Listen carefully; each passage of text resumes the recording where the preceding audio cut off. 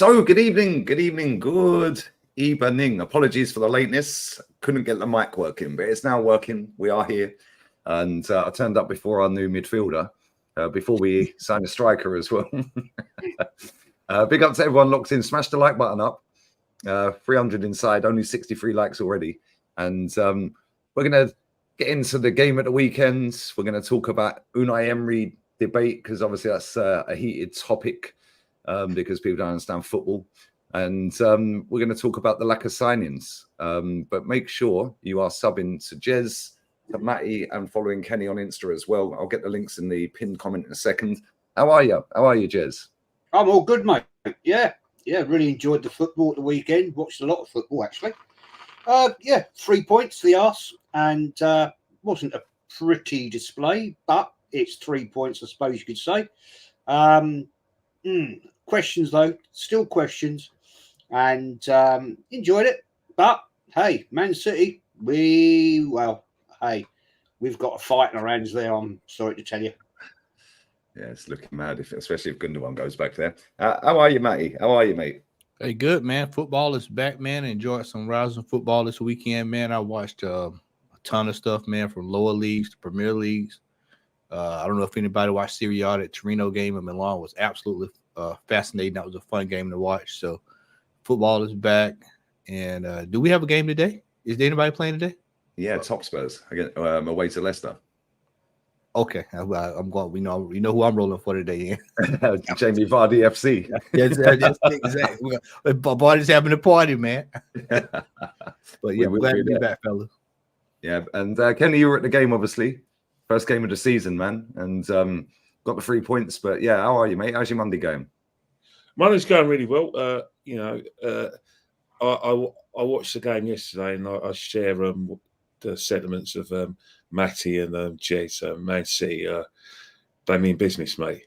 They've realised that they've got a challenge in their hands with us, and they're up for it, completely up for it. So they're going to be very difficult. Watch the game as well. Just as I thought, most of the games you watch, especially our game. There were certain players who came back from the Euros, and it looked like they have played a lot of football and haven't had enough rest. Probably the worst players on the pitch were players who just came from the Euros. But one thing I have noticed over the weekend, we're going to get into it, is that I realise now that Piers Morgan's got a brother from another mother. The reason I say that is that one guy who's now Piers Morgan's brother from another mother interviews people, but tries to do the interview himself.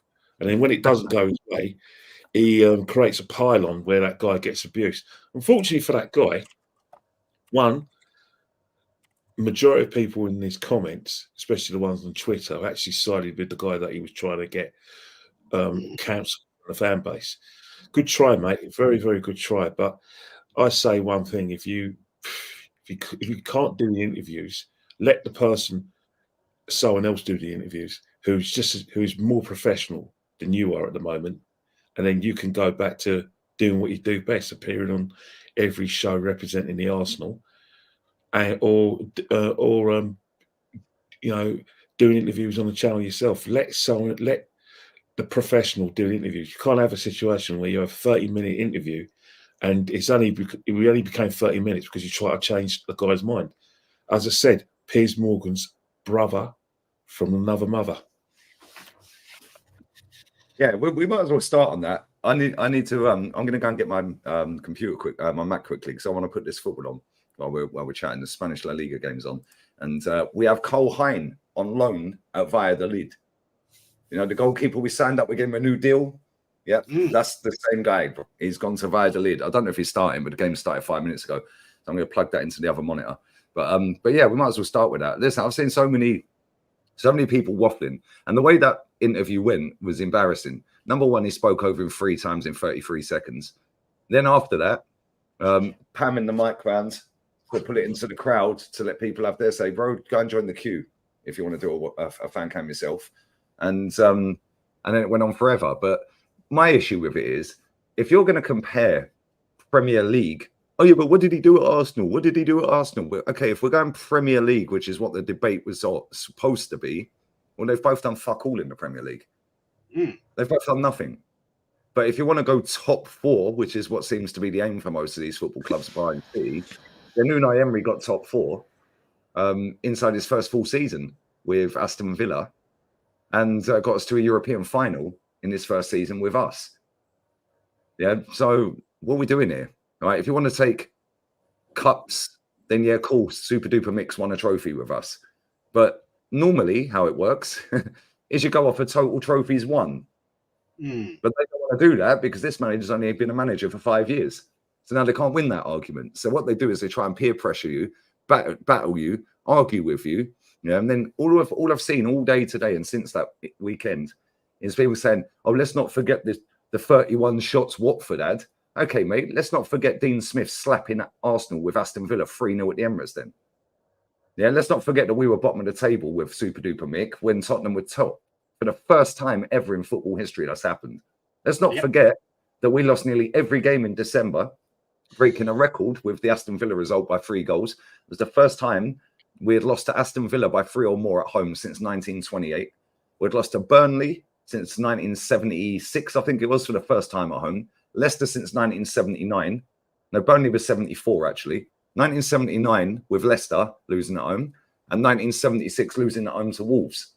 Yeah, let's not forget all of this. Let's not forget that we had 26 shots conceded. Yeah, trust me, it's all up here. Yeah, 26 shots conceded against 10-man Leeds United. Yeah, 10-man Leeds United had 26 shots against us. Yeah, let's not also forget that when we lost to Brighton, only a number of seasons ago, they had 25 shots against us. What are we doing here?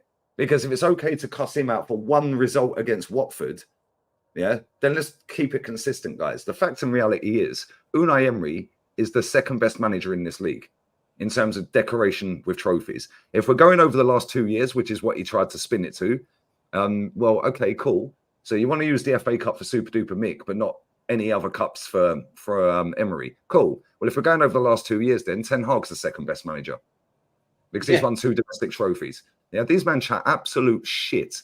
Yeah, and the fact is, this guy is embarking on his 5th full season. He better win something this season. Yeah, and I'll let you lot have the floor. I'll be 1 minute, yeah? Yeah, it's fact. Absolutely. You just spat all the facts, Lee. We've talked about this previously. I mean, Robbie Lyle talks bollocks anyway, but the fact you can't compare a manager, I mean, Unai Emery got Arsenal Football Club to a European League final. The team didn't turn up. We got battered by Chelsea. Yeah. Look at what he's won. He's won 4 Europa Leagues. Compare that to Arteta, right?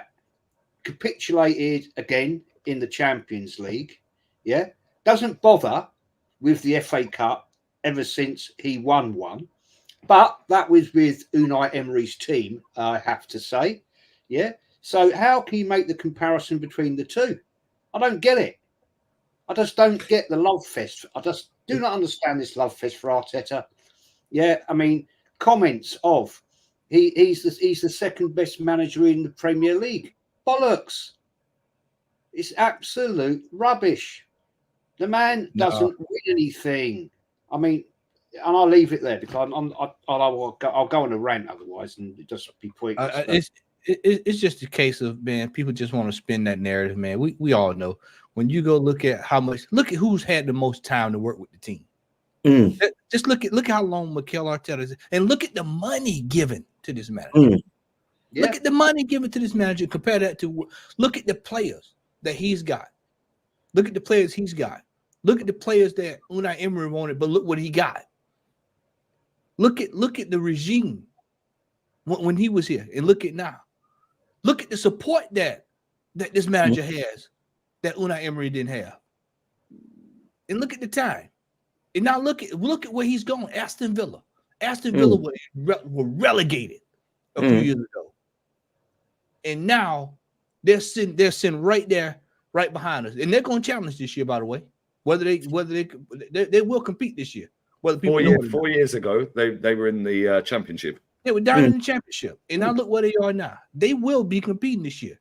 And I watched that game. And yes, they will be there this year, whether people want to believe it or not. This game this weekend with them. We're going to find out again this weekend.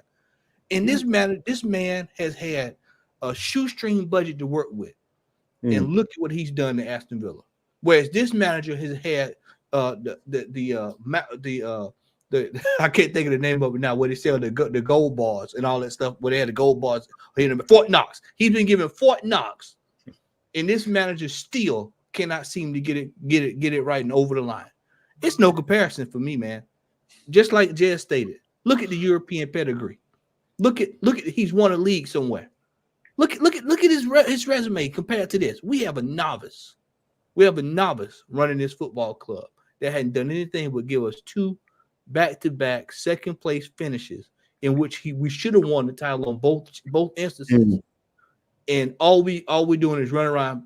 We're making it look like, well, not us, but fans are making it look like, oh well, because we finished second to the mighty City, that out trumps everything that he's done. No, go ahead, Kenny. You can take it, brother. Yeah, but that's the thing with our fans. I always go back to when I was abroad. I thought we won the league.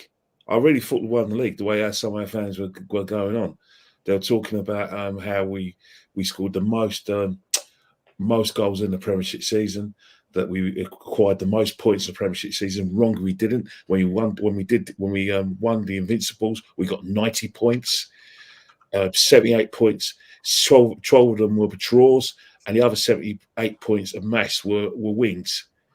So if you divide the 78 points by 3, that's 26 wins, 12 draws. We've got 90 points. So I think they need to get the facts right when they try to praise the manager. Another thing is that in terms of Emery, when you look at his achievements, he was able to work with big egos at Paris, and he won things at Paris. All right, people say, everyone wins at the Paris, but he still managed to nail down some trophies. And then he goes to Sevilla, done it well in Europe. In the Villarreal, if you look at when he won the Europa League with Villarreal, in the semi-finals he had Arsenal, in the final he had Man United, saw us both off and won it. And that was after he was ridiculed by our fans, ridiculed by the club. And now he's gone to Aston Villa, where he acquired a mess from Steven Gerrard. Not that it was Steven Gerrard create that mess, because I think that the die was cast with Dean Smith. So if you think about it, he acquired a mess from Dean Smith and Steven Gerrard, where Dean Smith was sacked, Steven Gerrard lost the dressing room, the way he was treating certain players in the dressing room. Unai Emery in that season got them into the Europa League. They're all relegation candidates, and he got them to Europe, 7th. And in the next season, he's got them to the Champions League. A team outside the top 6, he's got them in the Champions League. And let's not forget the top 6, and which is Arsenal, Tottenham, the 2 Manchester clubs, Liverpool, and Liverpool. They're the kind of, and Chelsea, of course. Outside those clubs, who have got in the Champions League apart from those clubs? No one else has. It hasn't happened yet. The last clubs outside the top 6 to get into the Champions League was Everton in 2005. So we're talking 19 years since someone outside the top 6 has got into the Champions League. That is an achievement in itself. But this is the thing as well. This is the thing as well, Kenny. Yeah, off of the back of winning that Europa League against us and United, yeah, he then qualified for the Champions League. He was. That's it. He was in a group. Yeah, he was in a group with Man United and Atalanta. He then got out of that group, which he shouldn't have done. Because Atalanta and Man U should have got out of that group. Off of the back of that, he slapped up Juventus 3-0 in Turin. Yeah, 3-0 in Turin. Done them 4-1. Got through Bayern. Beat Bayern. Yeah, then done Bayern over 2 legs. Then was in the second leg, after 62 minutes, it was up to the 62nd minute point. It was 2-2 on aggregate in that semi-final of the Champions League with Villarreal. I want to share my screen quickly, and I want to show you the team he had. This fly is pissing me off, mate. It's doing my head in. Hey, either 2 hands, do the clap, or get the slippers coming out. The slippers fucking come. I ain't got any spray. Right, this is the team that he had. That team got to a Champions League semi. Coughlin. Yeah, Francis Coughlin, left wing. Estupinian. Yeah, look at this. Yeah, so we go from front back to front. Yeah, Juan Foyth, Spurs. Ex-Tottenham. Yeah, Raul Albiol was about 50 at the time. Pau Torres, obviously he's got him at Villa now. Estupinian, obviously at Brighton. Yeah, Francis Coquelin, left wing, left midfield. Danny Parejo's a baller. Yeah, absolute baller. Always rated him. Etienne Capoue, Spurs reject. Giovanni Lo Celso, Spurs reject. Yeah. Look at this. Yeah, Chikwueze. Yeah. And Danjuma. Yeah, that team slapped up Juve, Bayern Munich, got out the group with Man U and Atalanta.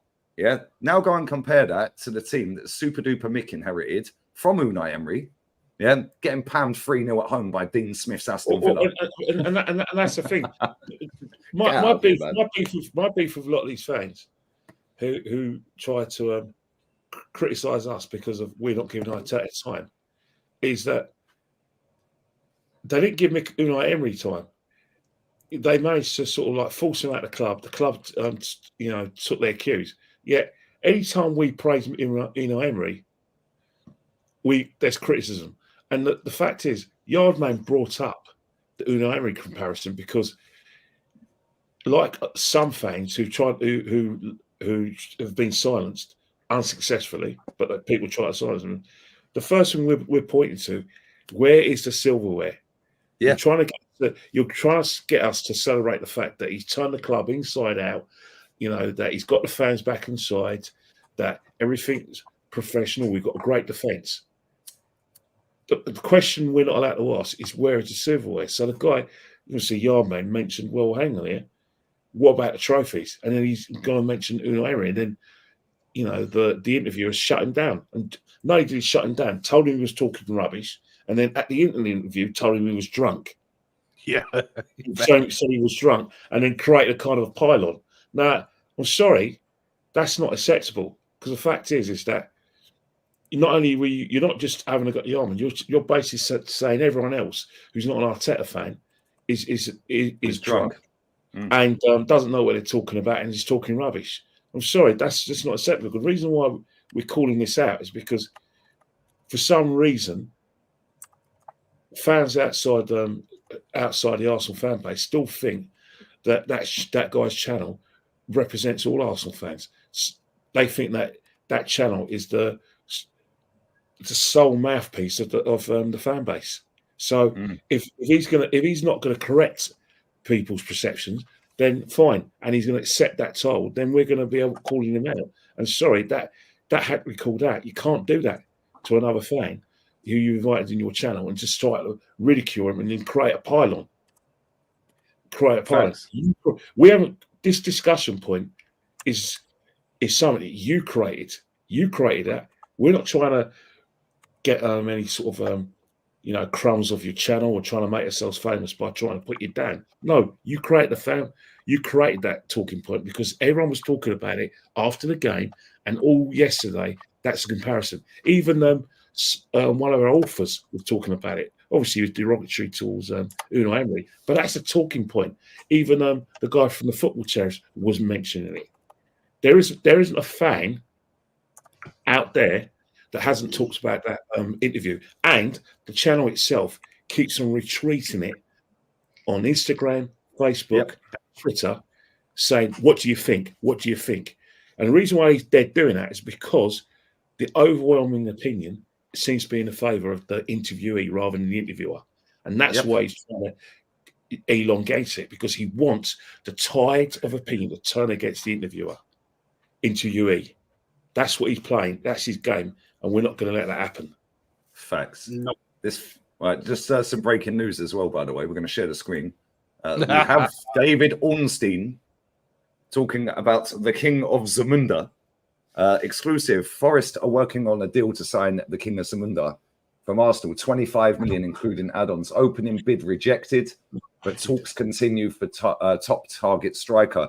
AFC want 30 to 35 million. 35. Palace retain interest, but no club-to-club talks. So, their 5 million, is that 30, 35? Is that 30 plus 5 we want? That sounds like it's what he's saying, 30 plus 5 maybe, or 30, 35 million. I don't know. If this guy's still at the football club in 11 days when the transfer window shuts, I want the whole hierarchy sacked. Well, That's the thing. You know, we're become. You know, at the moment we've actually got a bit of a cushion because the joke's actually on Chelsea. The fact that they're now going to get João Felix back at their club on loan.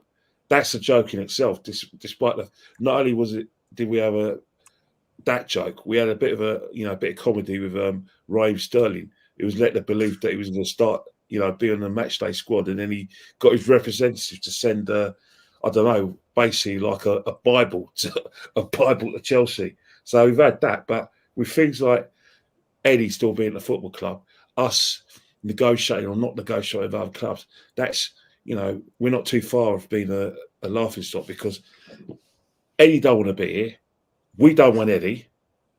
The fans don't want Eddie, yet he's still at the football club. So if everyone is of the same opinion that Eddie has to leave the football club, including the club itself, where they are listening for offers, why is he still here? Exactly. And why is it? Sorry to cut you, lads. Why is it as well that we're desperate so much for that extra 5 million? Yeah. Why is it we're so desperate for that extra 5? Is that tells me that we're skinned because we fucked our books up because we're desperate for that extra 5. Just sell him, bruv. 25 million. Snap their hand off. Hey, Lee, before we were in the back chat, I brought this up to the guys. I said I blame every last one of these fans for this because they hyped this man up to high heaven. Yep. They got him a new deal, 100,000, the number 14. They sold everybody down the river, and now we are stuck with this player. And I'm here to tell you, they're not going to. They may come back in with 1 or 2 more million on top of that, and that's going to be it. They out of there, man. People are not paying big time money for a player who has not scored in almost a calendar year at home and 2 years away from home. Are you kidding me? Are you kidding me? If you think we getting that kind of money for this player right here on this screen, you are out of your mind. His last away goal was December 22. That's nearly 2 years. And you're giving him 100K a week. You give him 100K a week for someone who doesn't score goals and can't get in a team. Yeah. Do you think it's possible that they maybe are worried about the, whatever you call it, the financial? 100%. Jez, 100. Yeah, why are they so desperate? Why are they so desperate with Marseille and with this club now to get 30 million minimum? Why are they so desperate for that extra 3 or 4 million or 5 million? Why? Because that tells me that they're borderline. Why have we still not got the deal done for Marino yet? Because that's going to cost around the same. So now what they're trying to do is they're trying to get rid of this guy for the same money as we're going to buy that guy and get the payments scheduled over the two players to be pretty much similar. So he pays for him. Mourinho's coming though, as far as I've heard, and I'm not saying I'm a reliable source of information or evidence, but again with Mourinho, everything the club want the player wants to come to the club. Yeah, the player wants to come to the club. Personal terms have been agreed in principle. So again, it's the monetary value. Apparently, Arsenal have gone back to Sociedad and made another increased offer. So they're trying to get nearer Sociedad's valuation. But I say it once, say it 1,000 times. He's the only player that's going to come into the club anyway. The holy grail of a striker, you can absolutely forget it. It's not happening. It can't happen. Ivan Toney could be worth £1 and we still wouldn't get him because it seems that our priority is to get rid of Eddie in order to facilitate this deal. And after that, we're close for business.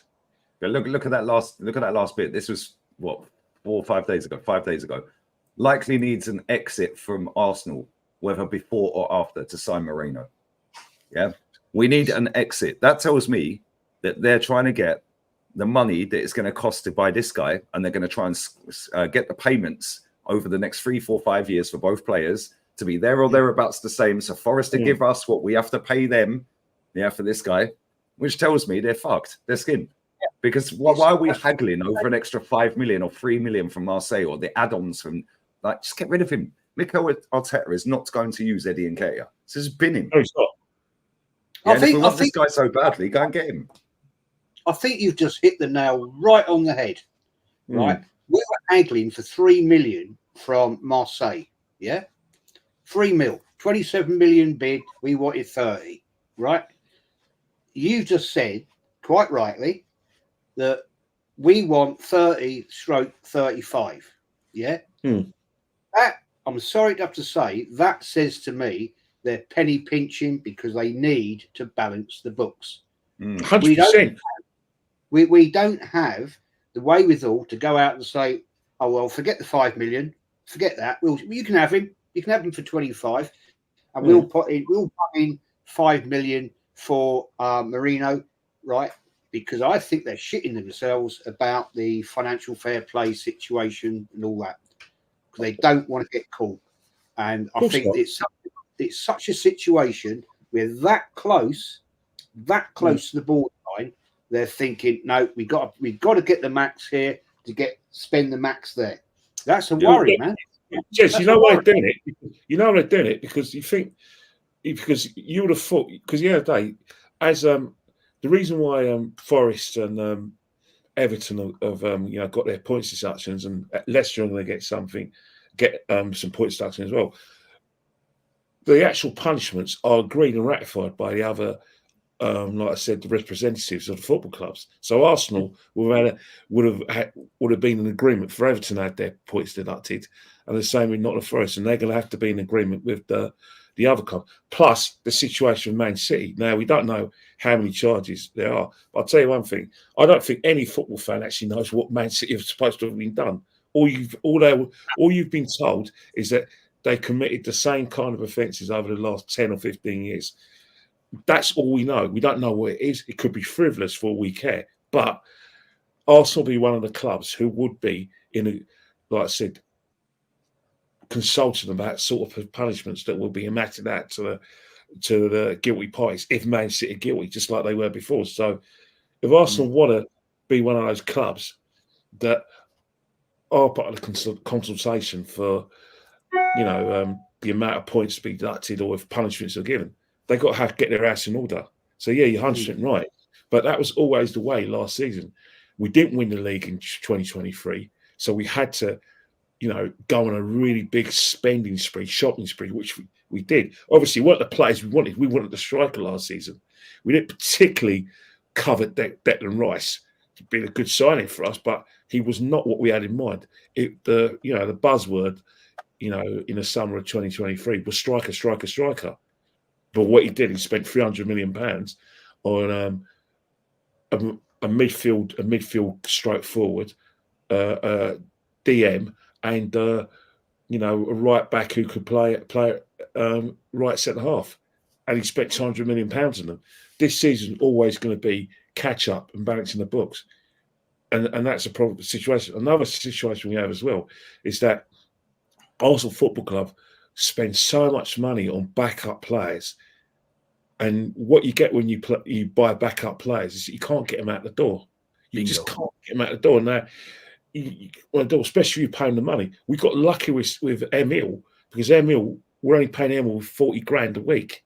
Now, £40,000 a week, I'll take that, because that's about £10 million a year. I'll have it. That's my future. That's my future sorted out for the rest. You know what I mean? I'd die a very, very rich man if that was the sort of contract I'm getting. But in footballing terms, that's not that much. But you can negotiate him out of the club, because all Fulham have to do is say, right, mate, how much you want to ask for? £40,000. All right, we'll give you 65. And then if you, if you have a good season and a half, or maybe 2 good seasons, we could always have room for negotiation where we can get you up to £80,000. And then if Eddie smashes it at Fulham, they'll get up to £100,000 and then try to flog him to balance their books. But with Eddie, who's already on £100,000 a week, who's not a particular asset, who doesn't score goals, can't get in the team, that's a backup player. That's what I always say. Yep. Sign players who are going to fight for places. I don't want to hear that we're spending money on a backup for Saka. No, I want someone who's as good as Saka. Said, right, I'll come for your shirt, mate. I want it. And the same for Martinelli. Like, that's why I'm very impressed with Calafiori. And I'm impressed with Timber today, because I know that Calafiori is Kane arguably take the shot of our centre halves and take the shots of left back. I know that Timber can challenge Benjamin White. That if Benjamin White continues to get roasted by pacey left wingers, we know we've got Gerald Timber to play that situation. I don't want to hear about, he's a left back. Let's get Gerald Timber and put him as a backup left back. Gerald Timber's not a bloody left back, you thickos. He is a right back and a right centre half. Get it? Mm-hmm. Thanks. Big go, mate. Go on. Hey, Lee, I just want to say this. Everybody keep going on about this PSR. You don't think these folks going to start asking some serious questions about why we signed a player from Brazil that was for free and we paid them $300 million for it? Yeah, $3 million. Excuse me, $3 million. You don't think that you don't think somebody's going to go sit down up under a spotlight and ask some questions? We want to see some documents on that. That's the kind of stuff that's going to get us in hot water. Let's not forget his loan ends at the end of December. He's coming back. Hey, look at the goalkeepers we signed. That's the Saka backup. Look at the goalkeepers we've signed. Look at some of these players that we've signed over the last few years. And it's like Kenny said, all of these backups on top of backups and absorbent fees. And then now when you really need to go get somebody, when you really need to get what you need, you can't go get it because you've been screwing up, playing with cooking the books. I told y'all last week, it's just like Enron. We cooking the books. We're going to find out. And a lot of these Arsenal fans that think we're high and mighty are going to find out what time it really is if we end up getting some hot water. Because, see, sometimes you have to be very careful about how you point the finger at folks because the same fingers are pointing right back at you. Everybody want to keep going on about this city thing. Oh, city this. Oh, city that. What happens if we find to have some allegations? What are people going to say then? Facts. Absolute facts. He says they've moved on from Eddie now. They're going for Jimenez. You've overpriced again. I was going to grab these super chats as well. Big up Yeti, man. Bless up to everyone locked in. 700 in it. Get these likes up. Pinned comment is all the lads' links. So make sure you sub to the channels and follow Kenny on Insta on there as well. The fact that Madrid want Carlo sacked after a draw means that club standards never drop. Our fans, if our fans were like... Lee, I watched that game. I watched that game because I thought, you know what? First game of the season again. I know you're not the sort of like prince of excuses, and neither am I. But you know, you say you're the prince of facts. The facts is he started all those players who went deep into the Euro 2024 tournament, and they looked absolutely rusty. Yeah, it weren't great. I can't lie. It weren't a good performance. The tackle at the end of the game summed it all up. When I saw that tackle yesterday, I literally watched the replay and I was like, did he just do what I just thought he just did? And he showed it. I couldn't believe it. He drops a stinker, Mendy. Big up to Luke, man. Appreciate that, man. Big up to Arteta as well. Mikel had 0 targets till the Euro started. I actually think that's true as well. Yeah, he's making out like Calafiori came to see us in January. Okay, how comes the Sky cameras never caught him then? Because they seemed to find everybody else in the fucking crowd, didn't they? Yeah, do you know what I'm saying? Why didn't they see this guy? Yeah. And not only that, right? This is how you know this club is a Ponzi scheme and a fraud, right? Because Charlie Boy Watts, who we know is a brown envelope, right, posted out that Arsenal, Calafiori was not on the list. He said it on his own podcast or whatever. Calafiori was not on the list. Jarrell Hatto from Ajax was. Yeah, and so was Jared Bramthwaite from Everton. But because this guy, is a similar profile, Mikel Arteta likes profiles, whatever that means, then we went for him. It then took 6 weeks to get the deal done.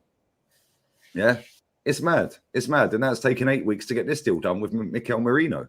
Yeah, we are skint, bruv, in terms of balancing the books. We're not skint in terms of money, but we can't spend our money because this club has misused and misfinanced everything over the last 5 years. We're back in the same position as we was when he got here. Yeah, ripping up contracts, letting players run their contract down, overpriced bench, on top dollar. They don't want to leave. Yeah, it's embarrassing. Well, if that's the thing, but that's the thing with this PSR. Clubs are allowed to have some sort of debt. You know, because the reason why a lot of clubs will get debt is because of like I said, they come to the end of the TV deals, players' wages, 100%.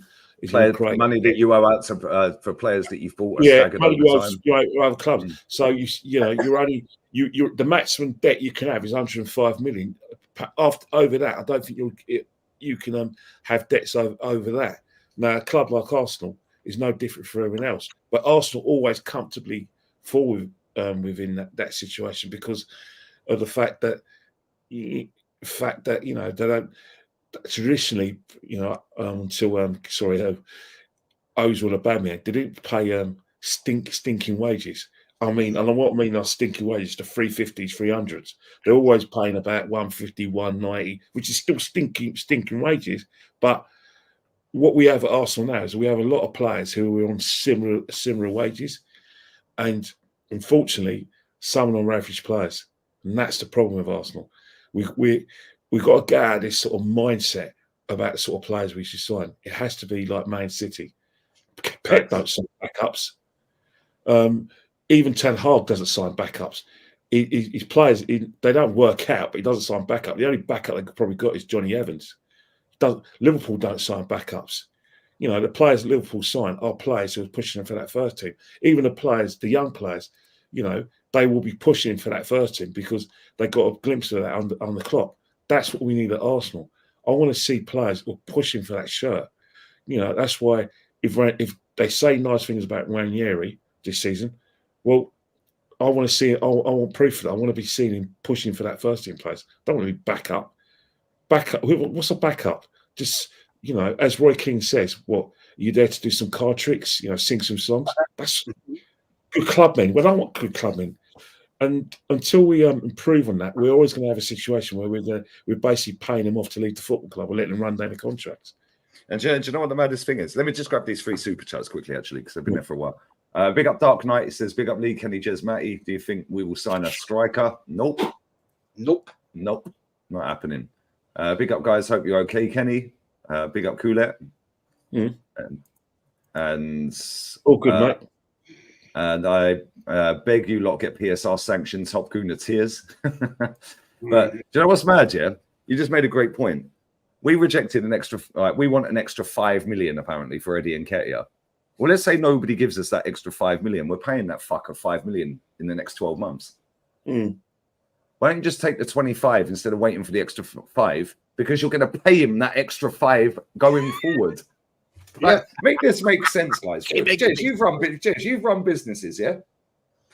Jez, at some point you have to speculate to accumulate, or you have to say, yo, I'll take a little bit of a loss on that because I'm not going to have to pay out for that going forward. So I'll take a little bit less on this, yeah? And I'll have to pay a little bit more on that over there or a little bit more for that because I know I can get more money off of that later down the road. But with this one, I'm going to have to plug that for a little bit cheaper than I want to, but it's going to save me money in the long term, or it's going to balance out to be the same. What are we doing here? It's quite simple. You're quite right. Sometimes, if you're in a deal that you've gone into a 5-year business deal. I used to do 5-year business deals, and sometimes you'd think this ain't going down the right road, So you try to offload it, and it's better to say, I'm going to lose. I mean, I'm not talking millions of pounds here, of course. I'd say, well, it's better to lose that 100 grand this year and offload it and balance it with that 75. Because I know I can pick up the extra 25 on a better deal. It's not bloody rocket science. And the fact that we are paying out £5.2 million a year on Nketiah, right? And we've been offered 25. Oh, we want 30. Well, hello. Just take the 25, as you said, and balance the books. It's simple. But no, I don't understand. I do not understand the management behind the scenes at Arsenal at all. We must have the worst bunch of bloody accountants in football history. Seriously. I mean, I'm not an accountant, far from it. I used to employ an accountant, right? And he'd say to me, Jez, look, we've got to change this because it's not going down the right route. Or if they had a couple of really good years, he'd say you're cash rich, you've got to spend some money. Reinvest in this, buy a couple of new vans or something or whatever. He said, because you're going to get caught by the tax man. It's not hard. It's not hard. So get on with it, Arsenal, because I'll tell you what, you're useless. They sat right there 2-3 years ago, and that's all you kept hearing. Well, he's balanced the books. We balanced the books. He's got the 4%. wage bill down. He's got the wage bill down. Yeah, yeah. The wage bill is down. You had all this stuff. He's worked miracles. He's look at the players. Look at this. He's got rid of Aubameyang and Lacazette. Look at them. They're gone. They're out of here. And now look, you can't even get rid of this player here, Eddie Nketiah. We stuck with him. Mate, He's like the cat. He's like the cat lead. He's like that family member that you let stay with you for 2 weeks. Yeah, I just need somewhere to crash at, man. You know, try to get back on my feet. we all seen it, and then it's time to go. You're like, okay, so when you plan on heading out of here, man? How's the job search coming along? I mean, I'm looking, man. I'm trying to find work. Yeah. We all had those ones. You all had those ones, didn't it? Yeah. No, it's true. It's true, man. I'm watching Real Valladolid versus Espanyol, and both teams play better football than us. I think over there too. I bet you. I think. You know, moving forward, despite everything we said about getting Eddie out and getting Mourinho in, and despite the fact that Man City rested all their the majority of their players who played in Euros, didn't even start them, and they still look like levels above Chelsea. I mean, it was like an easy. They actually murdered them. In fact, if they actually wanted to, they could have just thought, right, we're going to go into like an extra gear here, and it could have been carnage for Chelsea. Carnage. But the situation is that we still got to find a way. Aston Villa, I took your advice and I rewatched the Villa game, Lee, against West Ham. Villa were fantastic. But we're in for a struggle up there at the weekend, mate. But we got to find a way. And as I said before, we've got our next 9 games, 27 points. Oh, we need to get another like 23 points. We've got to find a way, because despite how the fact how well Aston Villa played and how well drilled they were under Unai Emery and how Man City have played, the fact is, if we want to win this title, and if we're not the princes of excuses, we got to go there, get the winner at Villa Park. Doesn't matter how we do it, preferably playing nice, attractive football, but battling ourselves to win. And after that, we've got Brighton, bit tricky, smashed them, and then you got Spurs, who we've had a good record against at their ground, smashed them, and then the game at the Etihad. I don't want to hear any excuses about not many teams go to Man City. We haven't won a title for the last 21 years, and we've been in the title race for the last 3 years, and we failed miserably twice. And I say miserably because we had it in our hands. It's not okay. It was close, but we made it close. We made it close by not taking those opportunities when we had it in the palm of our hands. The title was ours last season. Even after we drew against Man City and celebrated that draw, it was still in our hands. All we had to do is win every game. We won a title. The year before that, after Liverpool, the only hard game we had with Man City, we had West Ham, Southampton, amongst other clubs. If we got through Man City somehow, or beat West Ham and Southampton 2 years before that, and carry on the run, we win the title. Doesn't matter if Man City smashed it to pieces. We still would have won that league. So we've had it in our hands. It's not a case of us, being unable to beat the immovable forces Man City. The fact is, it was Man City who were chasing us the last 2 years. Inject that in your veins. They were chasing us. World class, Man City, the juggernaut that is Man City, was chasing little old Arsenal, not the other way around. And we fluffed their lines. Yeah, facts, man. The thing is, Kenny, you know as well as I do, right? Going to Villa Park is a tough day out. It's a tough ground. Even the last time, that time, the season that Villa were going to get relegated, we made a hash of it, right?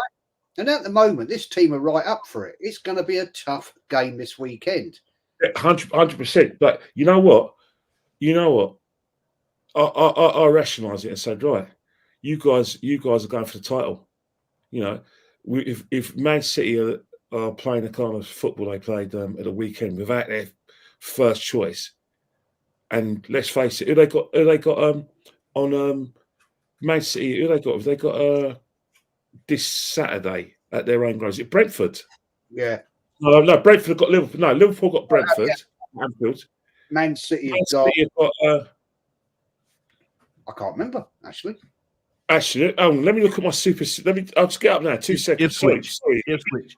Ipswich. Man City got Ipswich, right? Mm. As far as we're concerned, we have to assume the Man City are going to smash them to pieces without any mercy. Mm. That means we've got to match them. Yes, it's here at Aston Villa. Yes, it's a 5:30 kick-off. Yes, they beat us last season. And yes, they're a very good team. But we've got to believe we're better and that we should be going to Villa and winning, not accepting anything like a point or acquitting ourselves and by losing. I'm not showing Villa any disrespect. I'm not being arrogant. I'm just thinking about the mindset we need if we're going to win this title. I totally agree, Kenny. But this guy's had our number, well, this manager's number for a long time. And if he beats us, that's 3 in a row. Yeah, then what? We've got Brighton next at home. Yeah, we ain't got a great record against them over the years. Let's be real. Yeah, and then after that, who we got next? After that, Tottenham away after a 2-week international break. Then after that, who we got? Man City. Man City, yeah. And then 2 games after that, go look who we got. And have a look. Oh, the Champions League draw would have been done by then. Yeah, so no, it's not going to be easy. We've been saying this all. This ain't going to be easy, and this is why. That's why I say match Man City by getting players who can challenge for every position. As in part of that interview as well that we talked about in that on that channel was the interviewee mentioned that City had 2 players for every position. They try to rubbish that. Incorrect. That's factually incorrect. Yeah, he said basically what he was trying to say is that Man City got a deep squad where they got quality players, and that guy who interviewed him said that our squad, we got a very good squad. And when he was asked to name our squad, he struggled. Yeah, but this is the point, and I haven't forgot the super chats, lads. Bear with me. When it's flowing, we're just going. See, I'm a poet. Valladolid played better football than us, and they've only just been promoted. I just saw that cross, by the way. Did you see that? Yeah, off the bar. How comes they can all cross the ball in Spain, bro? It's mad. But anyway, yeah, this myth that Man City have got 2 players for every position of quality, yeah? Let's have a look at their bench at the weekend, shall we then, yeah? All right, let's have a look at their bench. In fact, what we'll do, we'll look at their bench at the weekend, yeah? And then we'll look at their bench for the last game of last season. All right, so Man City at the weekend, yeah? Their bench, obviously we know the starting 11. Their starting 11 was Haaland, Savio, De Bruyne, Bernardo, Doku, Kovacic, Rico, Lewis. Amazing how they can get a graduate in their team like that. Vardial, Diaz, and Akanji, and then Edison, right? They then had Phil Foden, the only sub they used. Right? Kyle Walker's finished. Fair enough. We can count him because he's been brilliant over the years. Yeah, John Stones. Yeah, Nathan Ake, Jack Grealish. After that, Stefan Ortega. Okay, cool. Backup goalkeeper. Well, we've got one of them on the bench as well, by the way. Yeah, and if you ask these top gooners, would they take Ortega or Ramsdale? Well, we all know the fucking answer there, didn't we? Because they're all having their pants down because his dad takes photos with him. After that, Mateus Nunes. Well, they don't rate him. Nico O'Reilly. Does anyone know who he is? And James McAtee. That's their bench. He's been at. I think he's been at Sheffield. You know, that's their bench. That was their bench, Kenny. Yeah, at the weekend, right? Now let's have a look at Arsenal's bench at the weekend, real quick. Yeah, right, and then we'll go back to the last day of last season. Right, Arsenal's bench at the weekend. Right, so we had David Raya, Ben White, Saliba, Gabriel, Zinchenko, Rice, Partey, Odegaard, Saka, 29, and Martinelli. Yeah, our bench: Jesus, Timber, Trossard, Ramsdale, the King of Zamunda, Jorginho that they rate highly in this fan base, Reece Nelson, Calafiori they're fucking sexually attracted to, and then Ethan Nawari, which they've put up there in God tier. So the only 2 that they're not really rating off of our bench are Reece Nelson and Eddie. But they rate every single other player. So our bench, based on the weekend just gone, they would rate better than Man City's. So that myth Then they've got they got two, but our bench is great. Our bench is fuck off, mate. Yeah, let's just be real with this. Yeah, let's just be real with this. Right, Man City have never had two players for every position of elite level quality. What they have had over the years, yeah, is about 17 players that he uses, yeah, that are elite level quality. Then what he'll do is if he has to throw in a Rico Lewis because there's a few injuries, Rico Lewis will get a game or 2 games. But he knows that he's good enough to play only for 1 or 2 games, then you won't see him again for 6 months. Yeah, and that is exactly what he done with Rico Lewis. Excuse me. That's what he's going to do with this McAtee fella. Yeah, with Savio, it's slightly different. Yeah, but I'm telling you now, I'm taking Savio over every single winger in this league, apart from Pedro Neto. Every single one of them. If Pedro Neto stays fit, I think he's better than him. But at the same time, this fan base have put Saka on God tier. They've put Odegaard on God tier. They've put Ben White on God tier. They put the centre-backs on God tier. They put the goalkeeper up there now after they got convinced. They've put 29 on that status. Oh, he can bag 30 goals this season. Yeah, Martinelli they rate. Yeah, Declan Rice they've put in God status. Now go and ask them if they rate Man City's whole 11. Well, they don't rate Savio because I've seen their tweets. I've seen enough tweets slagging him off at the weekend. Yeah, a lot of them don't rate Doku, rightly so. I don't rate him. I know Kenny does. Or thought he had a good performance. But at the same time, yeah, they do not rate Man City as highly as Man City's players or whole squad as highly as ours. It is an excuse to hide behind when we don't win anything. The same as the 115. Oh, but they've look at all the money they've spent. They've got these alleged charges and all this and this and this. Oh, and they've got 2 players for every position that are quality. No, they fucking ain't, mate. No, they haven't. Last season, I'm going to go back to the last day of the season, yeah? Because I'm pretty sure they had 2 goalkeepers on the bench. Scott Carson was on the bench. I'm sure he was. I'm sure he was on the bench, and he was on the bench for a lot of last season. Carson, man, I don't know what he does there, mate, but he's always... He's their El Neni, mate. He's their El Neni. Just makes the tea, brings the oranges in at halftime, like gives them a massage every now and again. He'll water the plant. They bought a plant. Obviously, they're allowed to do that because they win shit. Right, so let's go to their last game of the season, which was West Ham, yeah? West Ham, here we go. Lineups. Ortega in goal. Walker, Diaz, Akanji, Vardial, Rodri, Bernardo, De Bruyne, Foden, Doku, Haaland. Their bench. Oscar Bob, Rico Lewis, Scott Carson, Nunes. Well, they don't rate any of them. They're saying that Julian Alvarez, who was on the bench that day, ain't worth that money. So cool. But apparently 29 is. In fact, we actually paid 3 million more for 29 because 75 million euros, which what Atleti are paying for him, is 62 million pounds. John Stones, Jack Grealish, they don't rate because he don't get any GA. Yeah, Kovacic, well, they don't rate him either. And Nathan Ake. So what are we doing here? Like, what are we doing here? These men chat rubbish. Yeah, Nunes barely gets a game. Scott Carson never gets a game. Oscar Bob barely got any games last season. And obviously it's sad that he's injured now. Rico Lewis will get a few, but he ain't getting loads this season. He'll get about 20 fleeting appearances, a couple of starts. Yeah, Grealish looks like he's going to be sat on the bench most of it. John Stones will be a utility guy every now and again, like a Jorginho, like come in and plug some gaps here and there every now and again. Kovacic is not going to play loads of games because they'll rotate. Yeah, obviously when Rodri's back in the squad. So what are we doing here? Then you look at Arsenal's bench for the last day of the season. Where are we? There we go. Let's go and have a look at Arsenal's bench for the last day of the season, yeah? Smash these likes up, guys, and I'll read these super chats out in a second, yeah? All right, Arsenal's bench last day of the season was... Where is it? There we go. 24th, 19th of May, 24. There we go. Everton at home. Everton at home. David Raya, Ben White, Saliba, Gabriel, Tomiyasu, Odegaard, Partey, Rice, Martinelli, 29, and Trossard. Our bench. Jesus, Smith Rowe. Well, we've got Saka and Emil Smith Rowe. Yeah, good one, mate. Well done. We gave him the number 10. How'd that work out? Yeah. Urian Timber. Zinchenko, who's now a new flavour of the month because he's had a couple of good games. Ramsdale, they're in love with. Kivior. Oh, they love Kivior, but now they don't want him here anymore. Literally within 1 year. How's that worked out? Give him time. Is it a new club? Give him time, lads.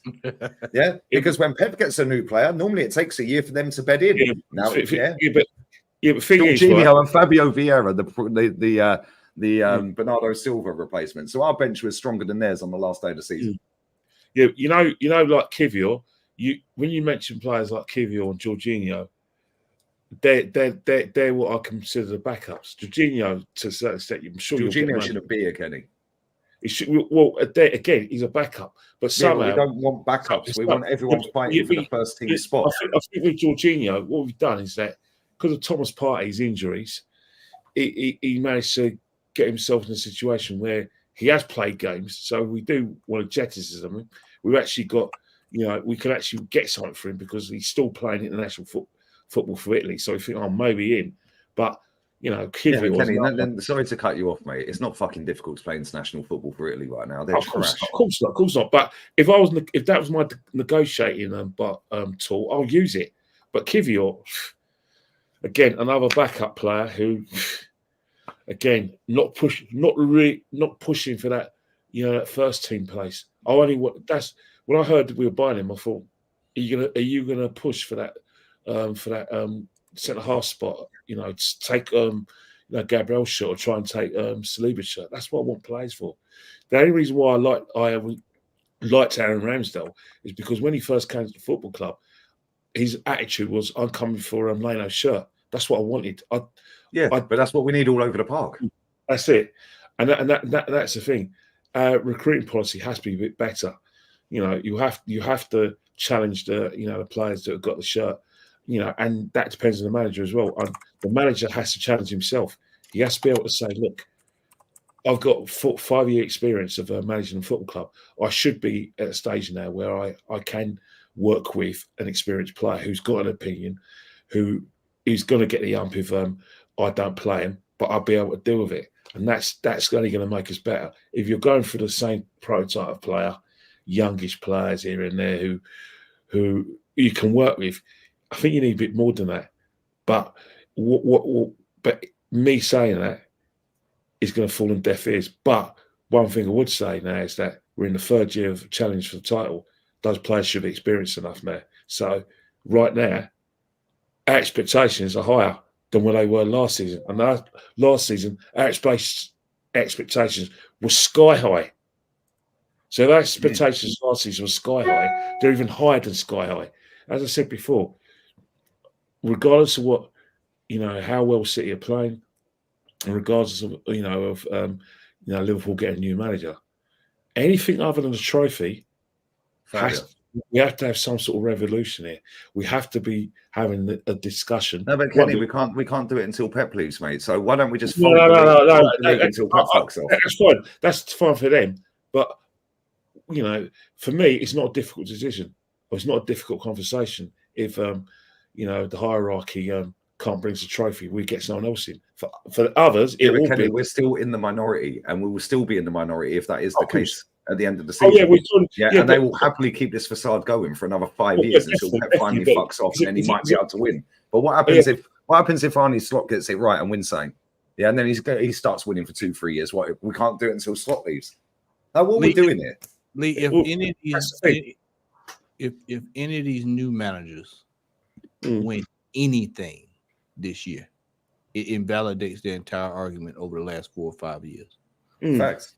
And not only that, Matty, you've made a great point, right? Because somebody put it in the chat, and I'm going to grab these 3 super chats after this, yeah? And I'll let you go back on it, right? Somebody said earlier about the Unai Emery Arteta debate. Okay, that's great. Now ask him how that worked out for Xabi Alonso then.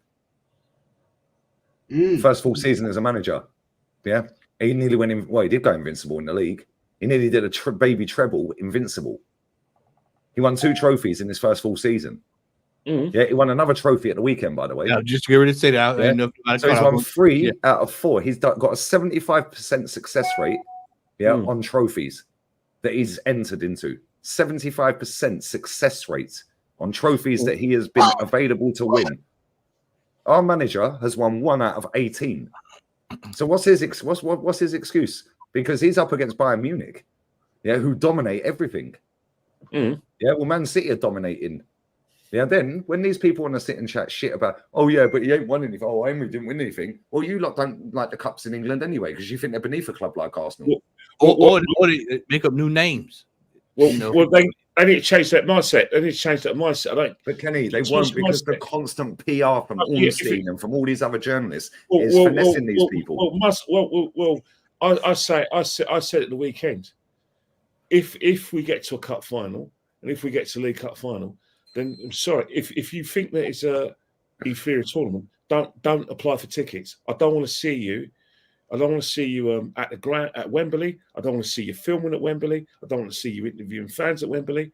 If that tournament's beneath you, then that should be more room for, silver members and red members to get tickets to the final. Then, if it's beneath you, because I don't want you to put yourself out on our account, because there are fans like me who actually want to win trophies, who actually want to win, who are about the glory. So, as far as I'm concerned, we're gonna go deep, whether they like it or not, in every competition we compete in. So, from October, the first game in the League Cup, we are going to go there and right the wrongs of last season, where I attended that shower of crap at London Stadium. Luckily for us, it weren't on TV, so we couldn't watch it. I think it wasn't TV. It wasn't TV because I saw TV cameras there. I think it wasn't TV. No, that was Brighton, wasn't it? Yeah. No, our game started at 7:30. The Man United game started at 8:15. So Sky showed both the games because I saw their cameras at the League Cup. League Cup against West Ham. So West Ham. Sorry, was West Ham on TV? Yeah, it was the year before Brighton went on telly. Right, you're right. I won't be accepting that pile of crap I saw next season. So when I go again to a game, I want our players to go in for every tackle, going for every header like their life depends on it, because I want a trophy. Yeah, but the problem when we get to the FA Cup, I want us to go deep in that competition as well. And in terms of the Champions League, we got to a quarter final where basically we were an underdogs. I want us to go deep now and say, right, let's see if we can get to semi-final. Then anything can happen. But in terms of league title, I want us to look like we mean business. And from what I'm hearing from the players, they mean business. We'll prove it. You've got to deliver that. I'm not going to say that our players are crap and they're not top players, but you can't sell the currency of our players' abilities unless they got medals around their necks. Simple. It's just footballing logic. It's footballing logic. It was like when Rio Ferdinand was talking about, but Arteta's successful, and Roy Keane was like, well, no, or maybe he was talking about Man U play. Success? What success? Paul Merson said it. What success? When he was talking about Tottenham. When Jeff Stelling asked him, what success? Yeah, we are basically a spicy Tottenham. Yeah, somebody put a tweet out the other day. It was a cracking tweet, and he said, everything that Arsenal fans mugged Tottenham off for when Poch was there is exactly what they've become. The only difference is they spent $500 million more than Poch. I'm embarrassed for that comparison. And I'm not slagging off Tottenham fans or to their club. I'm embarrassed because I do think that, as well as we've played in the last couple of years, and we have played relatively well, because we got the videos that proved that we agree with that, because we gave the manager some high marks last season. We gave the players some high marks, even players that we criticised, like Odegaard. The fact is, you've got to have something to show for it. You've got to win a trophy. Doesn't matter whether it's the League Cup, the FA Cup. If you're competing against City throughout the season and you finish second, but you still win the FA Cup and you win the League Cup and you go deep in the Champions League, you actually show evidence you're a good side. Why does everybody laugh at Harry Kane? Because he's never won anything. No. Yeah, we know he's a top striker. We know he's an unbelievable striker. He's the best striker in the world. But at the same time, you got to fucking win stuff, or you ain't ever. Name me a legend, that's never won anything other than Matt Letizia, maybe, because he's a legend of football. He was unreal. But other than that. In fact, fuck that. I don't even know if Matt Letizier's got a statue. I don't know. Will Harry Kane get a statue? Probably, because it's Tottenham. And they're serial losers. And name me another legend of their football clubs or football in general that never won a trophy in their career. And before anyone says Alan Shearer, he won a Premier League. Yes, it was at a different club. But how many players in world football ever have got a statue when they won 0 trophies in their entire career? I can't think of one. No, I can't. I genuinely can't. Maybe the chat can help us out. Let me grab these super chats real quick, lads. Footy Out says, guys, top gooners have an amazing talent of creating an excuse for anything and everything. Have you heard of the inflation excuse? I have. I've seen so many tweets about that, bro. Oh, yeah, but inflation, but it's all relative, isn't it? Big up to you, bro, because obviously the income's got higher. Big up, bro. Big up to Abo as well. We've been negotiating a 35 million deal for a month from Marino. We're not serious. Chelsea get these deals done in half a day. Facts. Absolute facts, bro. Absolute facts. Big up for that, mate. Big up for another one as well. We can't handle away games.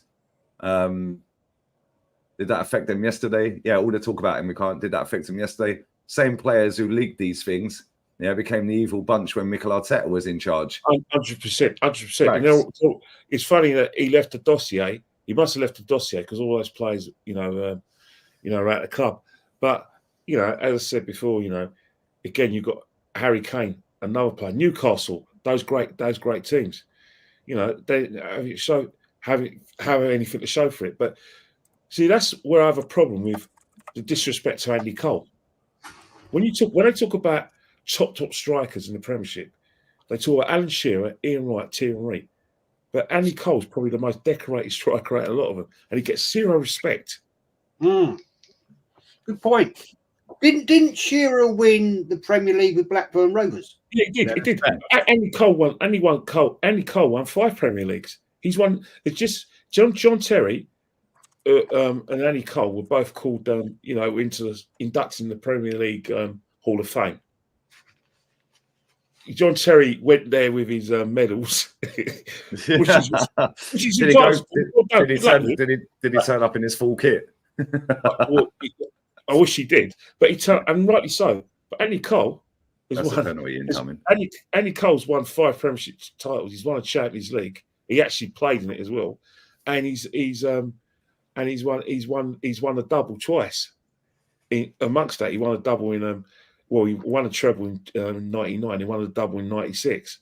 So this is a guy that's won the lot, yet he gets no recognition. Yet players like Alan Shearer, rightly so, greatest Premiership striker of all, only won 1 trophy. Maybe don't you think though, Kenny? That's because he's the link with England.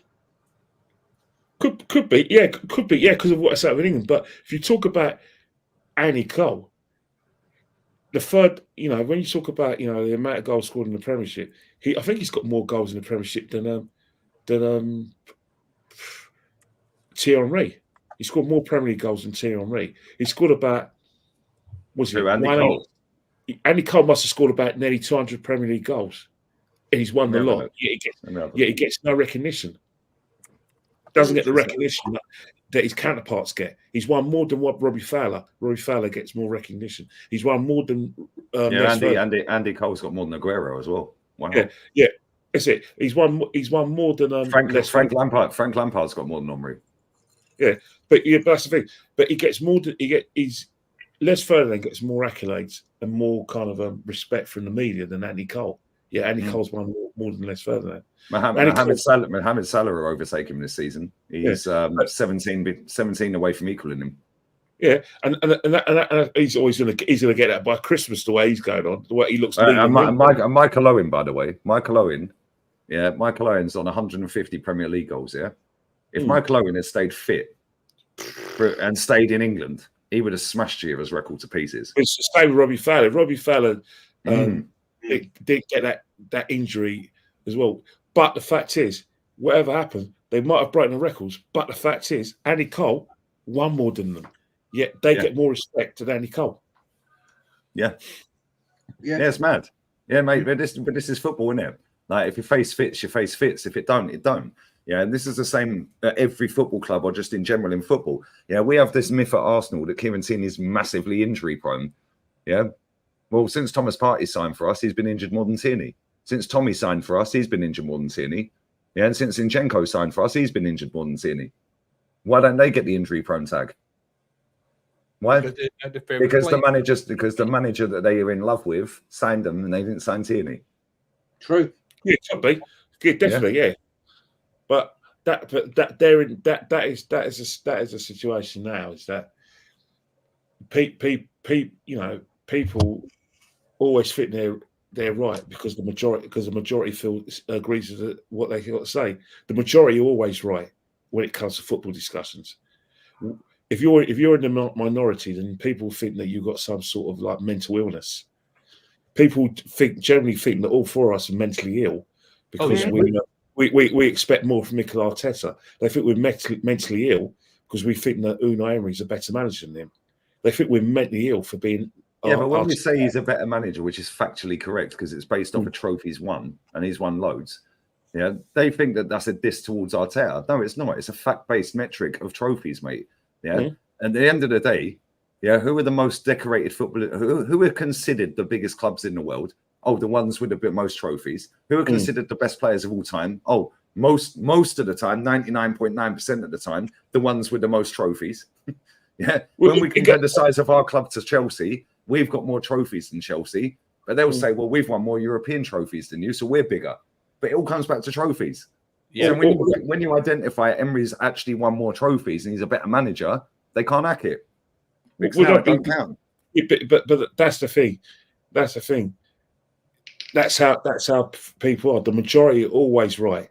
Even when they're wrong, they're always right. And that's when it comes to footballing debate and footballing kind of like opinions. It's the majority are always right. It happens in all walks of life. It happens in our fan base. The fact is that this is a massive season, third year running. How, as I said last season, how unlucky is our team, our players, and most especially the manager allowed to be before we start having, inverted commas, these difficult conversations, because we're going to have them if we're not delivering trophies. Because look what happened. Kevin Keegan's Newcastle played beautiful football, 1-0. Bobby Robson's Newcastle, from about 2001 to about 2004, played beautiful football. Had some exciting players like Laurent Robert, Bellamy, Shearer was still there. They had Norbert, Lano, very good footballers. Gary Speed, God bless his soul, was still playing for them as well. Excellent team, but they won nothing. Leeds, those youngsters under David O'Leary that he called his babies.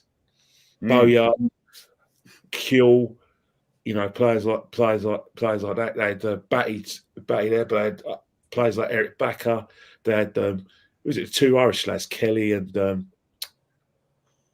two Irish lads, one at left back and one at right back, and they had Robinson as well in goal. They had a really, very good team, and they had Woodgate, of course.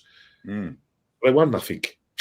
Yeah, and that's the thing. How can Arsenal fans generally sit there with a straight face, right, and say, "Oh, but this manager's amazing, mate. Oh, he's fucking class. Oh, he's brilliant." When he's gone 4 full years without winning nothing, after they've slagged off Tottenham under Poch. Yeah, when he got to a Champions League final and put the pressure on and finished third. Arsenal fans was laughing at Liverpool before they won a title. You remember how they? Yeah. Oh man, it was the last time Liverpool won a title. Oh my God, it's been 20 plus years. Yeah. And now everybody's forgot about how long it's been since we won one. Yeah, but now the narrative spun to, well, only Klopp's managed to overdo him. Like only Klopp's managed to challenge, and look how many years it took him, and he only won one Prem. Yeah, hijo de puta. Yeah, trust me, there's more than one fucking title to win every season, mate. FA Cup, League Cup, Champions League, the league. You don't just have to throw all your eggs into the league basket and bin everything else, which is why Jurgen Klopp is so highly rated, because with less of a squad, the Man City, he challenged on all 4 fronts most seasons. And that's all we've ever asked for. That's all we've ever asked for. Yes, so we have been angry and we had said things against not against the manager, but things against people with different opinions than us. But the fact is that I always feel that if you're a big club, you have to be competing in FA Cup finals, League Cup finals, going deep in European competitions and challenge for the title. Well, that's got to be the criteria for a big club.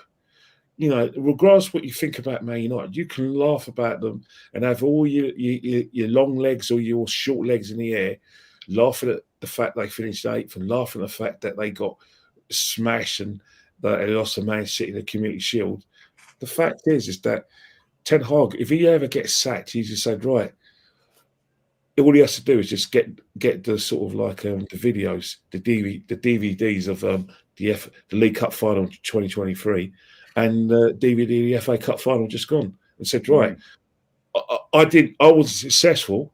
I couldn't get them into the Champions League regularly. I couldn't get them in the title challenge, but I can leave my head high because Man United won major trophies under my tenure. Hey, Kenny and panel, what is the fan gonna say this year if it's not City that does anything? Because how many times have we all seen these title races that we've been in, and we get undone by Bolton, we get undone by Fulham, we get undone by the lowest of the low, Wigan. How many times have we seen that happen to us? Everybody's putting all this onus on. Oh man, it's City, and then we get turned over by somebody out of left field. Yeah. Did you see Newcastle this weekend, y'all? Did y'all see them? They had 10 men the whole game and won. Did y'all see that? Did you see the red card? That was never a red card. That was scandalous. That was absolutely scandalous. You see what happened in the tunnel at half time? No, what happened in the tunnel, Getty? The Sky camera showing around the tunnel like they went for Berrington Diaz. Down the tunnel. But the reason why we're having these discussions, have you noticed that when Liverpool, they actually went for that League Cup that they won? They went for it. Those 2 legs against Fulham in the semis and the final went for it. The FA Cup, it was a basically Man United, just everything Man United shot, Man United had went on target, but they went for that tournament. You know what I mean? They tried to challenge on all fronts. Probably didn't have the squad to do it, and they fell short. But that was the mentality because Liverpool have to win trophies. If you think, they've got a reputation going way back to towards the 60s, 70s, and 80s. Yes, they didn't win.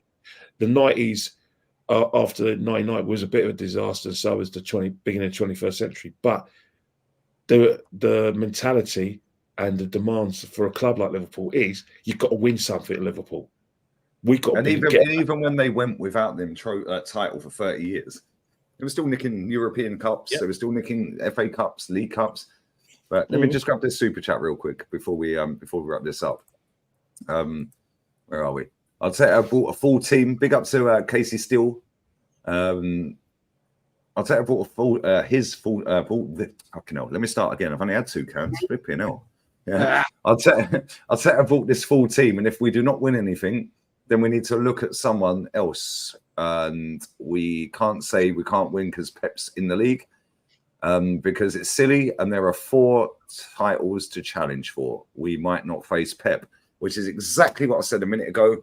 Was Pep in the Europa League when we lost to Olympiacos Sporting? Yeah, and fucking Villarreal. No. So what was the excuse for that then? What was the excuse for that? Well, the thing is, the fact is, I can hear if they're going to sort of like say, oh yeah, Pep's this, we can't beat Pep, then you might as well not compete in the Champions League because Man City are going to go deep in that competition. Yeah. The FA Cup they always take seriously. Yeah, the League Cup is genuinely now beneath them because the League Cup, they've won it so many times. That was a stepping stone to build mentality that they actually are the only club in England that say the League Cups are beneath a club like us. I don't understand why the manager, the players don't have that kind of mentality. We've got to win something here. Can you imagine? Didn't he enjoy the FA Cup that much that made him think, you know what? I loved winning the FA Cup against Chelsea. We were the underdogs that final, by the way. We were the underdogs. Can you know why he don't take it as serious? You know why it don't bother him as much because he won a title over there at City. He already got everything. He got trophies. Yeah, so for him it don't matter. It's just a paycheck, another notch on the resume. He's gone on about his business.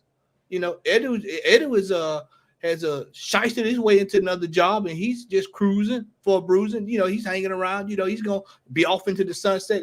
It's like we said, like it's the good old boy gang. Everybody's getting a piece of the pie. Everybody's enjoying themselves. Jumps for the boys. Yeah, when it bellies up, they'll all be out of here, and then we'll all 4 of us will be sitting right here on this panel talking about, well, we told y'all so, this, that, and the third, and everybody else will say, well, what happened? What happened? How did this happen?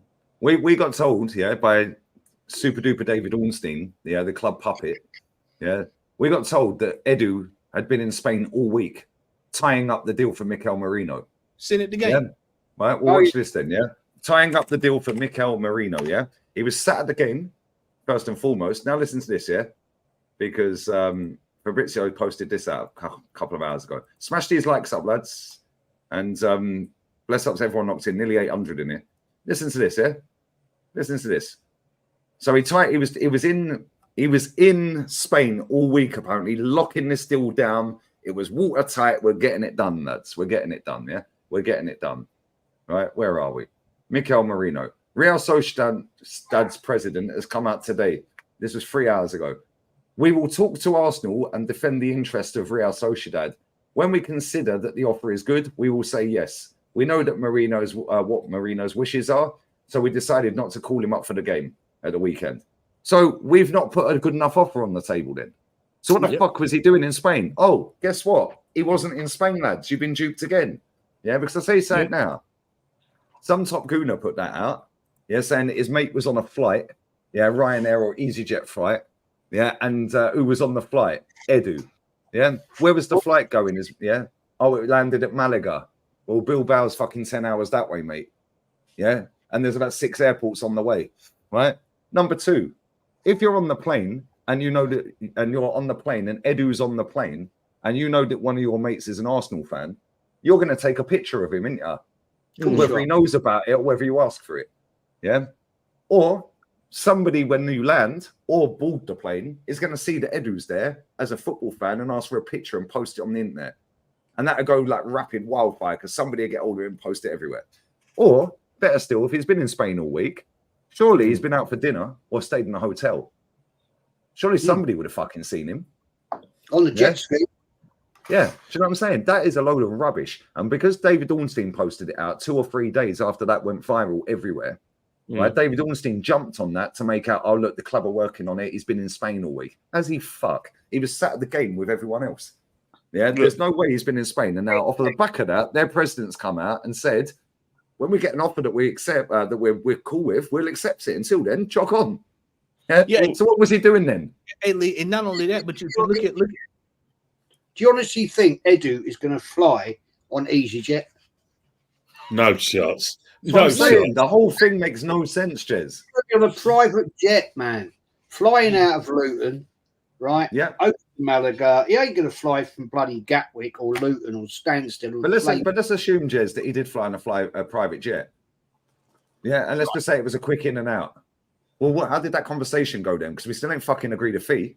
Do you know what I'm saying? Let's assume nobody see him. There was a lot of tubers, right, yesterday, yeah, and I'm not going to name them because they're all right. They're young, saying, "Oh, the deal's done today, going to be done tomorrow."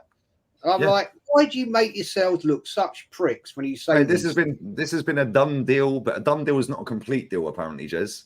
A done deal is not a complete deal. Not only that, this has been 24 to 48 hours away from being done for about fucking 6, 7, 8 weeks. Yeah, they ain't got a clue what they're talking about. Yeah, not only that, they all suck the fucking enjoyment out of a transfer. This is one of the most underwhelming signings this club has made for a long time. I watched this league. I'm watching this fucking league now. Yeah, I've got it on this monitor right here. I'm watching it now. Yeah, I watch this league every week, Jez. Yeah, he's their third best midfielder. Yeah, Brace Mendes is better than him, and Zubimendi's the best midfielder they've got. Yeah, where are we going to play him? We're playing him as number 8. Well, his pass accuracy is shit. Yeah, maybe it'll get better with Arsenal. I think you know what it is. You know what it is. I think they're going to sort of, one of the things we haven't even talked about is Thomas Partey. I am worried about him because I looked at his performance yesterday and I thought, you know what, you didn't go to any major tournaments. This isn't you, mate. You know, you just before half time, you know, Odegaard wanted him to go on a double press with him, and Odegaard only went in his own. Before that, Odegaard was berating him, and you know, and then Thomas Partey, he looked a bit stunned, and then Odegaard shook his hand and said, "No, come on, let's do much better."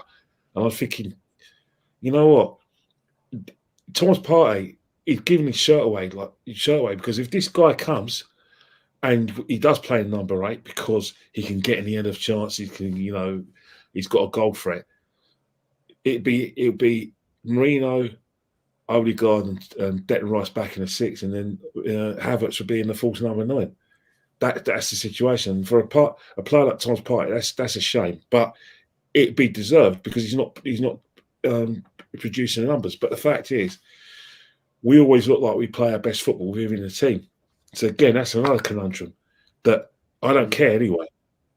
Find a way, because just because we're at 6s, 7s with Thomas Partey and we haven't got a striker, it isn't going to change my demands.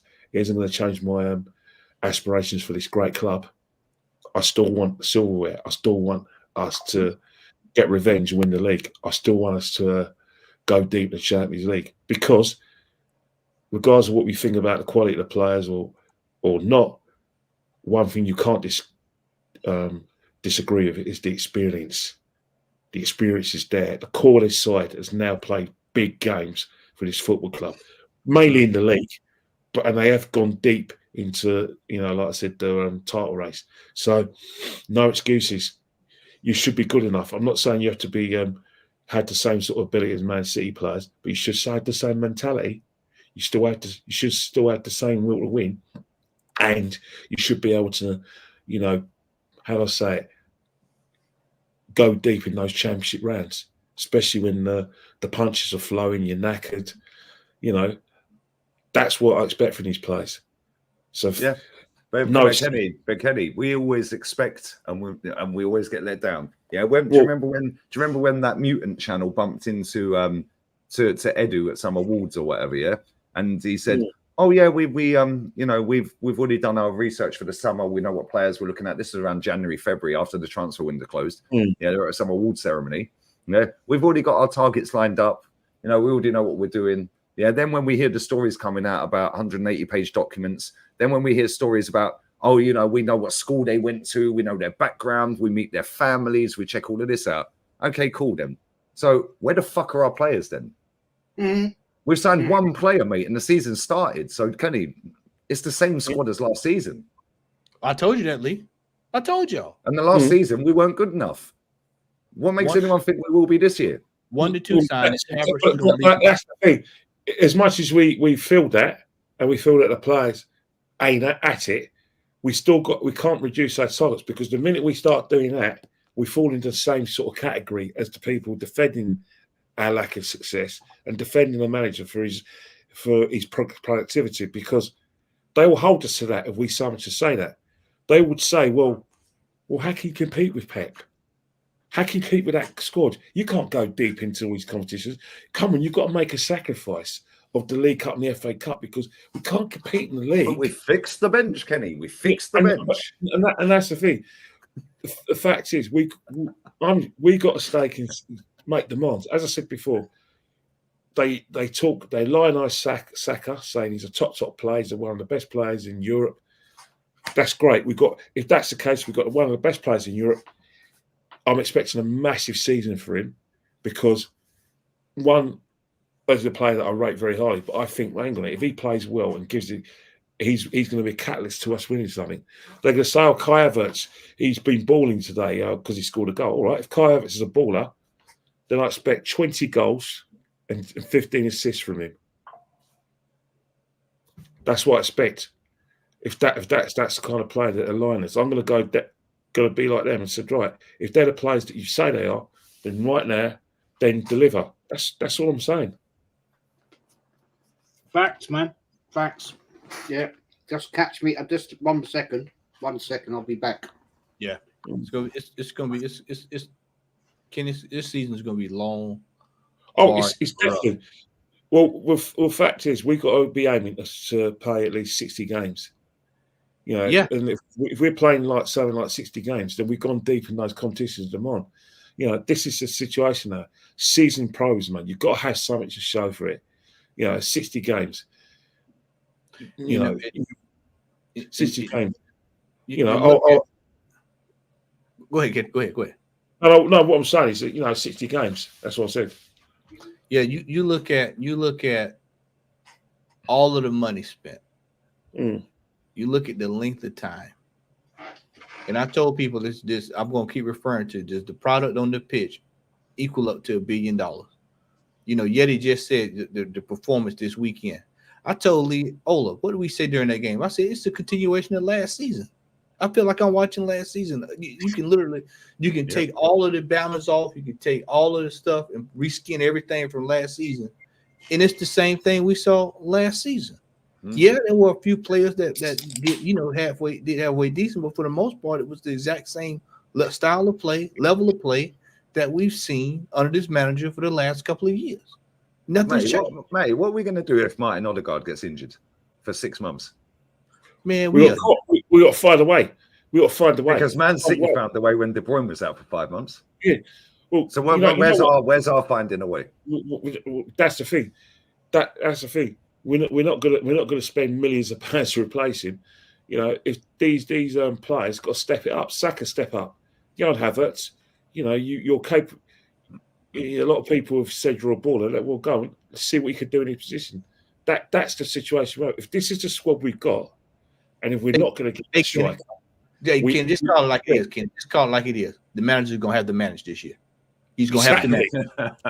That's what he's going to do. You got to do his job this year. This year, you're going to have to do your job. You can't go ask for anything, Mama. He broke my bike and all that stuff. Nope. You got to work with what you got. And that's Matthew Williams has got a question for Jez. Jez, you know Arsenal well the most. Which manager has had this much power in Arsenal history? No one. Good question. Good question. Apart from Wenger, I think he's got more power than Wenger. Hey, based off what this money he done got, man, he's got more power than Wenger. Nobody's had power before because back in the days, everybody that was in my lifetime had to work for the board. They didn't have the power or the influence or the backing to the maybe not backing, but nobody. I can't think of one person. I had this question last night. Out of all the managers we've had in Arsenal's history, which I think I'm right in saying I said 20, but I think it's 21. 21, yeah. Nobody's had this. It's never in my when Wenger got the job, we had David Dean, and Peter Illwood. Yeah, like mate, nobody's getting. He's had more power than anyone, and not only that, this board is the weakest board we've had for donkey's years, mate. Because they ain't got a fucking clue what they're doing. They're not respected in boardrooms. David Dean walks into any boardroom around the world, and all of a sudden they're like, "Oh, David Dean's here."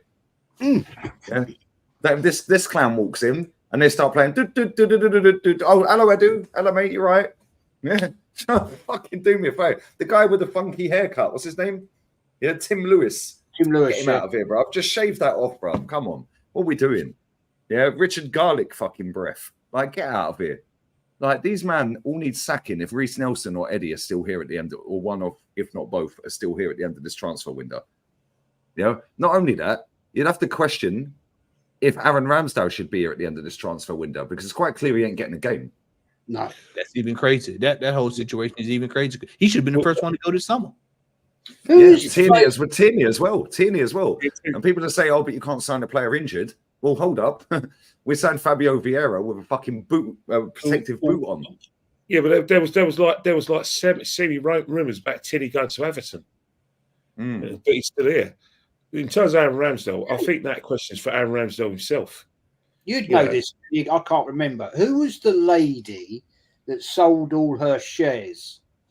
I can't remember. Lady Bracewell Smith. Yeah. I mean, and then she regretted it, apparently. Okay, mate. Go and donate all your money to charity if you donate. If you fucking regret it, then. I mean, money's money. Involved since the late 40s. They'd been shareholders at Arsenal. Right, and he didn't mess with her, basically, because at the end of the day, she had a major say in Arsenal Football Club, a major say, and I mean, it was unfortunately when we started to lose those type of shareholders, that's when the club went to rat shit. At the end of the day, that is a situation, but it was always going to go downhill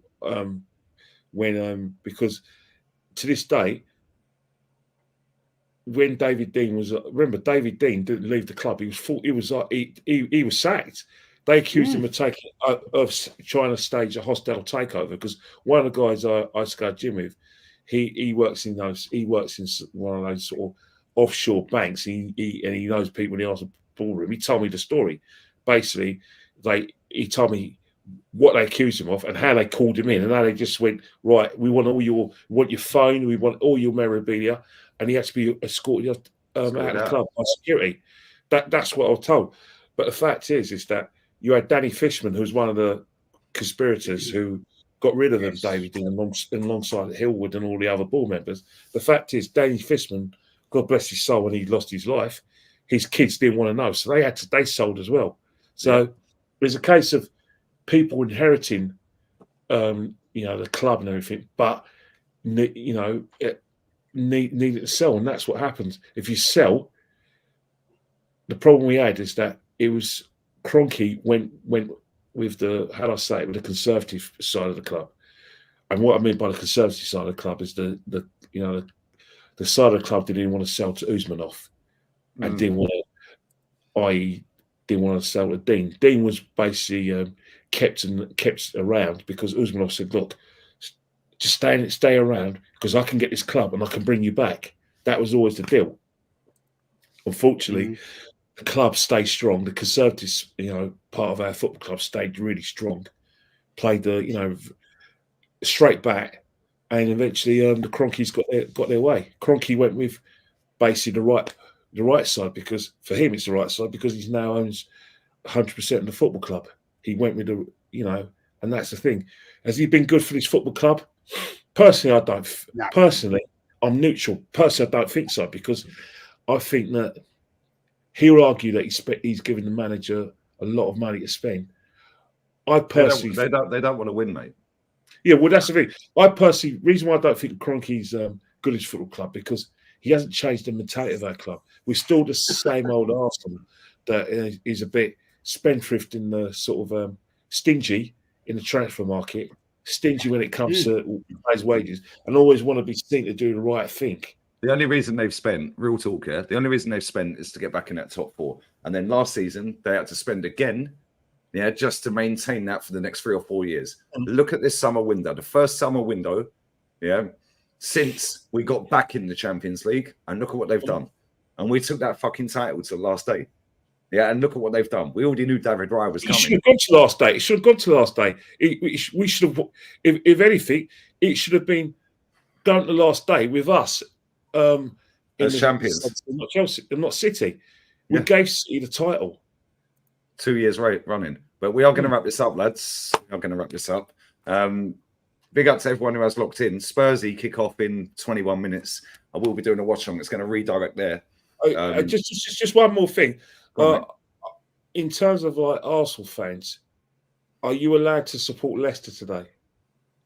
Oh no, they're all supporting Tottenham. Yeah, they're North London. Wait till we play Tottenham. It's one score and one badge.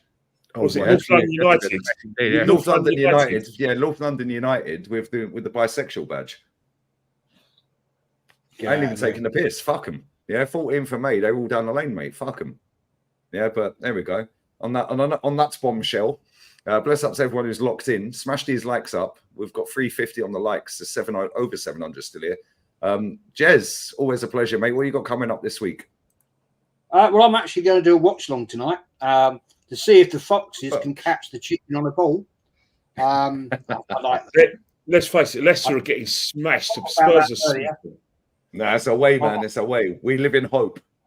Go on, Jez. I've been waiting to say that all evening. Will the Foxes catch the chicken on a ball? Now, there you go. I should be a journalist. But there you go. Yeah, I'm doing that. And then Wednesday night, resurrection of the Wednesday night football show with Kenny. And I've got one of your subscribers coming in on that show, Aaron. Top guy, actually.